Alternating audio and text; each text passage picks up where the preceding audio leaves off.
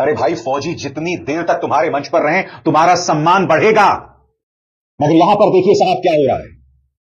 मुझे इस वीडियो पर इसलिए आपत्ति है, पहली आपत्ति कि हमारे फौजी ऐसे व्यक्ति को सम्मान दे रहे हैं। दूसरी आपत्ति कि आप अपनी वर्दी के साथ उस मंच पर खड़े हुए। तीसरी बात कि धीरेन्द्र शास्त्री हमारे फौजियों से कहता है कि अब जाइए, मंच खाली करिए। मैं काफी देर तक ये सोचता रहा कि क्या ये वाकई हमारे फौजी थे, कहीं ये एआई जनरेटेड तो नहीं है। मगर फिर मैंने एबीपी न्यूज पर यह खबर देखी और फिर अन्य कई जगहों से इसकी पुष्टि हुई और तब जाकर मैंने कार्यक्रम किया है। यह बहुत दुखद है दोस्तों, और बात यहां तक सीमित नहीं है। हमारे सम्मानित सेना प्रमुख राम भद्राचार्य से मुलाकात कर रहा हूं। मैं पूरे सम्मान के साथ जनरल साहब आपसे एक सवाल पूछना चाहता हूं। इस व्यक्ति में आपको क्या आध्यात्मिक दिखाई देता है? मैं समझता हूं चाहे धीरेन्द्र शास्त्री हो चाहे राम भद्राचार्य हो, ये दोनों भारतीय जनता पार्टी के बेहद करीबी हैं। तो मैं आपसे समझना चाहता हूं और मैं अपने दर्शकों से भी पूछना चाहता हूं, हमारे सेना प्रमुख को राम भद्राचार्य से मिलने की क्या जरूरत थी? क्या जरूरत थी? और फिर उस मुलाकात में वो कह रहे हैं कि आप गुरु दक्षिणा में मुझे पीओके देना। आप कौन सी स्ट्रैटेजी उनके साथ डिस्कस करने गए थे? सेना का क्या फायदा हुआ? और माफ कीजिएगा, राम भद्राचार्य किस आधार पर कह रहे हैं कि गुरु दक्षिणा में पीओके देना? बताइए, उन्होंने आपका ऐसा क्या फायदा करवाया? आध्यात्म का उन्होंने ऐसा कौन सा पाठ आपको पढ़ाया जनरल साहब कि अब वो आपसे गुरु दक्षिणा मांग रहे हैं, वो भी पीओके?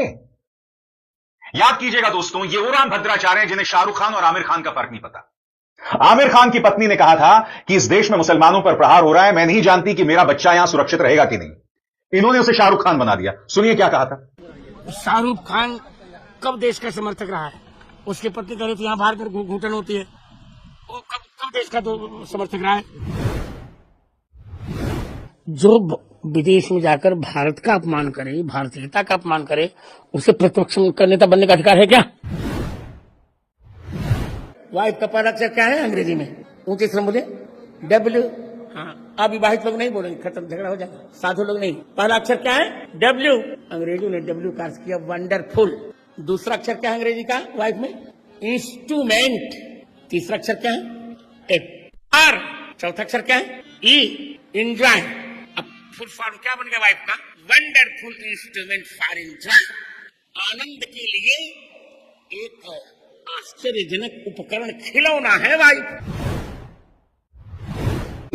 हाँ, हिंदुओं को कुछ इतना अल्प बच्चे नहीं होने चाहिए कि दो हो जाए, एक्सीडेंट दोनों चल जाते हैं तो अनाथ हो जाता है व्यक्ति। हम 3-4 तो होने चाहिए। और ऊपर से हमारे फौजी इन्हीं लोगों से मिलने जाते हैं, क्यों? मैं जिन फौजियों ने धीरेन्द्र शास्त्री से मंच पर मुलाकात की, मैं उनसे पूछना चाहता हूं, उनसे मुलाकात करके आपको क्या फायदा हुआ? मैं मानता हूं कि धीरेन्द्र शास्त्री भारतीय जनता पार्टी के बहुत करीबी हैं, मगर आप फौजी हैं साहब। आपका मुकाम इस देश में जितने भी पेशे हैं उनमें सबसे ऊंचा है। जनरल साहब जिन्होंने राम भद्राचार्य से मुलाकात की थी, मैं भी आपसे पूछना चाहता हूं, क्या वजह थी कि आप मुलाकात करने गए? राम भद्राचार्य से क्या हासिल हुआ?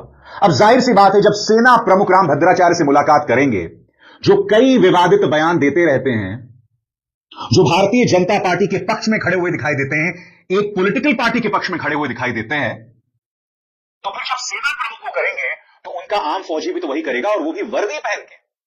मैं पूरे सम्मान के साथ जनरल साहब आपसे सवाल पूछना चाहता हूं, आपकी जो तमाम फौजी वर्दी पहन के धीरेन्द्र शास्त्री के पास मौजूद थे, वो धीरेन्द्र शास्त्री जो इस वीडियो में बाद में कह रहा है कि चलो मंच खाली करो, क्या इससे सेना का रुतबा बढ़ा है?